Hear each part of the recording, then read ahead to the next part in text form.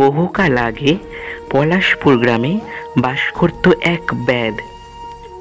সে আর তার বউ মিলে জঙ্গলে জঙ্গলে ঘুরে পাখি ধরত। তারপর সেই পাখিগুলোকে হাটে বিক্রি করে সংসার চালাতো। একদিন হলো কি, আজ হলো কি বলতো? একটি পাখিও ফাঁদে পড়ল না। সূর্য পশ্চিমে গেছে। এখন কোনো পাখির ধরা দিলেও তার হাটে বিক্রি করা যাবে না।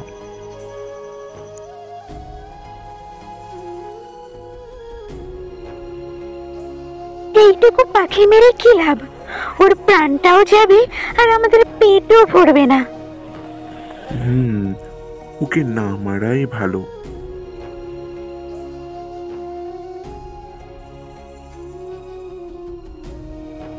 তোমরা আমার মেরো না, আমাকে রাজার কাছে নিয়ে চলো, আমাকে অনেক দামে কিনে নেবেন। ওমা, পাখিটা কি সুন্দর মানুষের মতো কথা বলে গো। তুমি কি পাখি গো? আমি সুখ পাখি। আচ্ছা সুখ পাখি, রাজার কাছে গিয়ে তোমার কত দাম চাইবো? সেসব আমিই বলবো, তোমরা শুধু রাজার কাছে আমাকে নিয়ে চলো।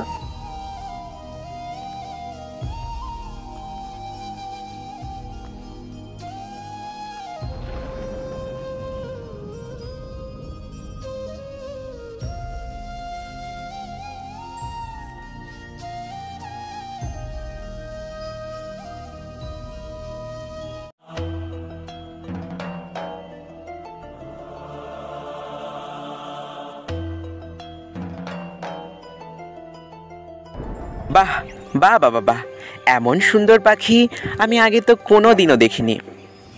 মহারাজ, ও দেখতেই সুন্দর না, মানুষের মতো সুন্দর কথা বলে। পাখি মানুষের মতো কথা বলে? হ্যাঁ, এ আবার হয় নাকি? সত্যি মহারাজ, বিশ্বাস না হয় ওকেই জিজ্ঞেস করুন না। ওর দাম কত?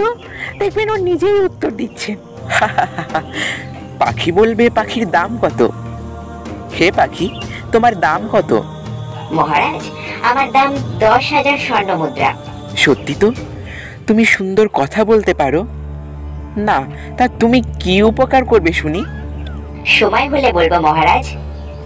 ঠিক আছে, তোমার কথা মতো 10,000 স্বর্ণ মুদ্রা আমি ব্যাদকে দিচ্ছি। মন্ত্রী, 10,000 স্বর্ণ মুদ্রা ব্যাদকে দিয়ে দাও। যথাজ্ঞা মহারাজ।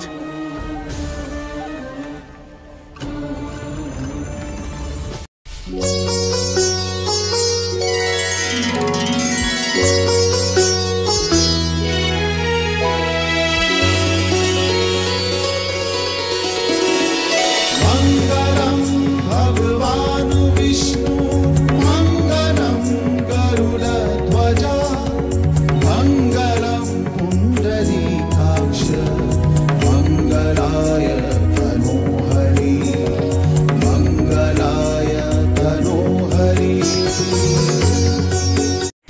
দেখেছো রানী, কি সুন্দর পাখি, দেখলেই মন ভরে যায়। আপনি নিশ্চয়ই আমায় উপহার দেবেন মহারাজ, তাই না? রানী, তুমি যা চাইবে তাই হবে, কিন্তু এই সুন্দর পাখিটি নয়। তার চেয়ে তুমি একটা কাজ করো, তুমি বরং এই সুখ পাখিটির একটি সুন্দর নাম দাও।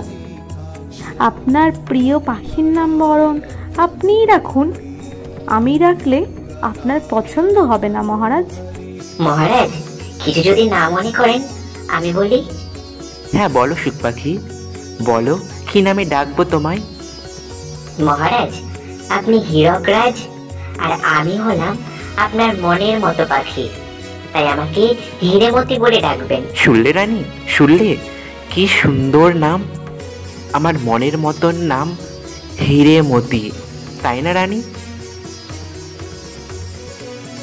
আপনার যখন পছন্দ হয়েছে, না বলার উপায় আছে মহারাজ? কি নির্লজ্জ বেয়াদব পাখি, লজ্জা করে না নিজের নাম নিজে রাখতে?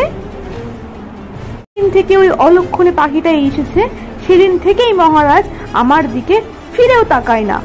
দুঃখ করবেন না মহারানী, সুযোগ বুঝে পাখিটাকে সায়স্তা করলে আপনার আবার সুদিন ফিরবে।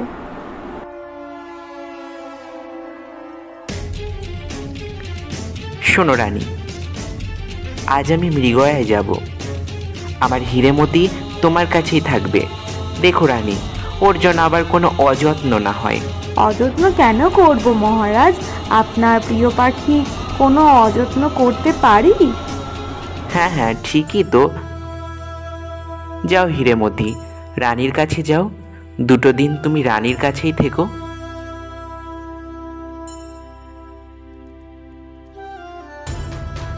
বিদায় মহারাজ, বিদায়, বিদায় মহারাজ।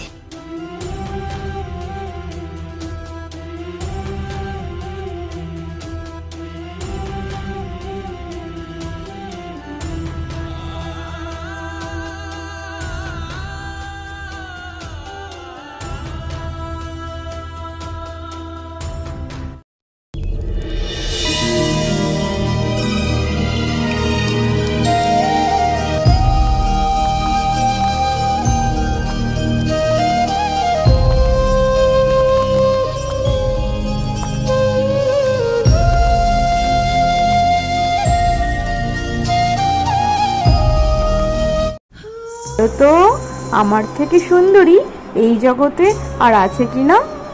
তোমার চেয়ে সুন্দরী এই জগতে লক্ষ জন রয়েছে। তাদের মধ্যে একজন হলো সুমিত্রা। পূর্ণিমার চাঁদের আলোর ছটা রয়েছে তার রূপে, আর এই পূর্ণিমার চাঁদের আলোয় প্রতিফলিত মায়া আয়নায় তুমি তার রূপ দর্শন করো রানী। দেখতে পাবে তোমার চেয়ে লক্ষ গুণ সুন্দরী। এর তুমি দাসী হবার যোগ্য নও। কি এত বড় কথা? তোর ডানা ছিঁড়ে যদি ঘাড় না মটকায় তবে আমার নামও সুচিত্রা নয়।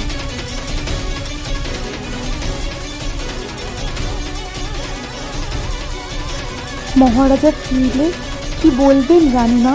পাখিটা তো পালালো। ভালোই হয়েছে পালিয়ে গিয়েছে, আপদ বিদায় হয়েছে। মহারাজাকে যা হয় কিছু একটা বলে দেব।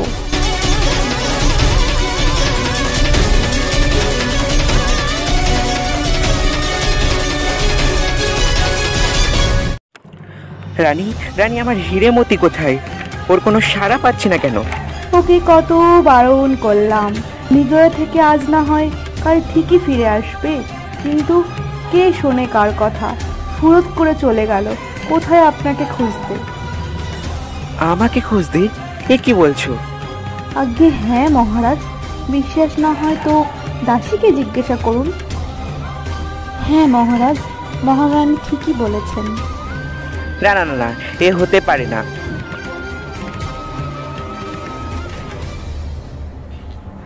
আপনি ঠিকই অনুমান করছেন মহারাজ, ওরা দুজনেই মিথ্যা বলছে। ওই তো আমার হিরেমতি। হিরেমতি, তুমি চলে গিয়েছিলে কেন? মহারাজ, আমি না চলে গেলে এরা আমাকে প্রাণে মারতো। মারবই তো, মারবো না তো তোমাকে পুজো করব? মহারাজ, পাখিটা আমাকে বলছে আমি নাকি রানী হবার যোগ্যই নয়, দাসী হবার যোগ্য। মহারাজ, রানীমা আমাকে নিজেই জিজ্ঞেস করেছিল তার চেয়ে সুন্দরী আর কেউ আছে কিনা। তাই আমি বললাম এমন সুন্দরীও আমার জানা আছে। মহারাজ, ওসব বানিয়ে বানিয়ে মিথ্যা বলছে। থাক থাক রানী, কে মিথ্যা বলছে আর কে সত্যি বলছে তা আমার জানা হয়ে গেছে। ছি ছি ছি ছি ছি, সত্যি তুমি রানী হবার যোগ্যতা নেই। এই অপরাধের শাস্তি তোমাকে পেতেই হবে। ওই দাসীকে সঙ্গে নিয়ে আজই তুমি দেশে ছেড়ে চলে যাও। দূর হও, চোখের সামনে থেকে দূর হও। মহারাজ,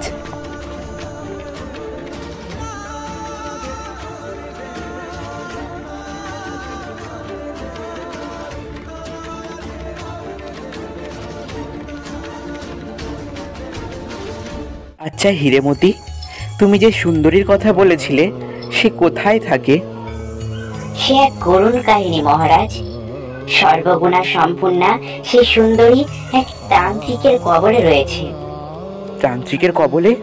হ্যাঁ মহারাজ, সেই তান্ত্রিক সব সাধনা করে, শয়তানের পুজো করে তাকে তুষ্ট করতে নর বলি দেয়। সুন্দরী সুমিত্রাকে নজরবন্দি করে রেখেছে তাকে বলি দেবে বলে আসতে অবশ্যই। তাকে উদ্ধার করা যায় না হিরেমতি? সে অনেক দূরের পথ, তেপান্তরের মাঠ পার হতে হতে অমাবস্যা পার হয়ে যাবে মহারাজ। তোমার তো অনেক বুদ্ধি হীরেমতি, একটা উপায় বলো না, কিভাবে ওই রক্তলোচনের হাত থেকে সুমিত্রাকে রক্ষা করা যায়? একটা উপায় আছে মহারাজ, দরকার একটি পক্ষীরাজ ঘোড়া। পক্ষীরাজ ঘোড়া? কিন্তু সে আমি কোথায় পাবো হীরেমতি? আপনার আস্থা বলে সুলক্ষণা যুক্ত একটা সাদা ঘোড়া আছে, আমি সেই ঘোড়ার পিঠে চড়তে পক্ষীরাজ ঘোড়ায় পরিণত হবে। তাহলে আর দেরি কেন হীরেমতি, আমরা আজই রওনা দিই। হ্যাঁ মহারাজ, চলুন। তবে একটা কথা স্মরণে রাখবেন, ওই পক্ষীরাজের পিঠে একবারই চাবুক মারবেন, তাহলে ও আকাশ পথে থাকবে। ভুল করে যদি দুবার চাবুক মারেন ও মাটিতে নেমে আসবে। তখন সূর্য ডোবার আগে শতবার চাবুক মারলেও ও আর আকাশ পথে উঠবে না। ভুলেও সে ভুল করবেন না মহারাজ। তুমি নিশ্চিন্তে চলো হীরেমতি, তোমার সব নির্দেশ মেনে আমি চলবো।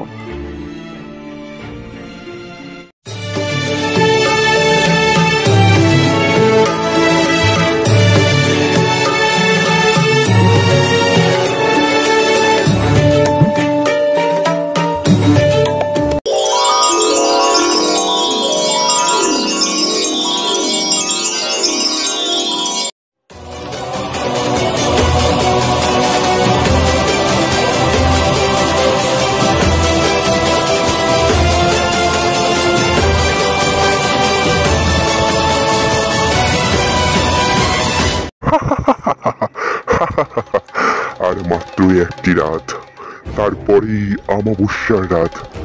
আর সেই রাতে তোমায় বলি দিয়ে আমি হব সর্বশক্তিমান তান্ত্রিক।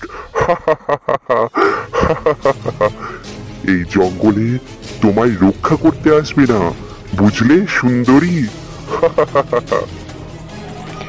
ভগবান আছেন, আমি কোনো পাপ করিনি, তিনি নিশ্চয় এই অন্যায় হতে দেবেন না। ভগবান? পাপ? অন্যায়? চিরকাল জগৎ শাসন করেন এই শয়তানেরা, তোমার ভগবান নয়। যাক যাক ওসব কথা, তুমি কিন্তু পালাবার চেষ্টা করো না, করলে জঙ্গলের হিংস্র জানোয়াররা তোমায় ছিঁড়ে ছিঁড়ে খাবে। ফিরে এসে তোমাকে যেন এইভাবেই দেখতে পাই। আর মাত্র একটি রাত, তারপরেই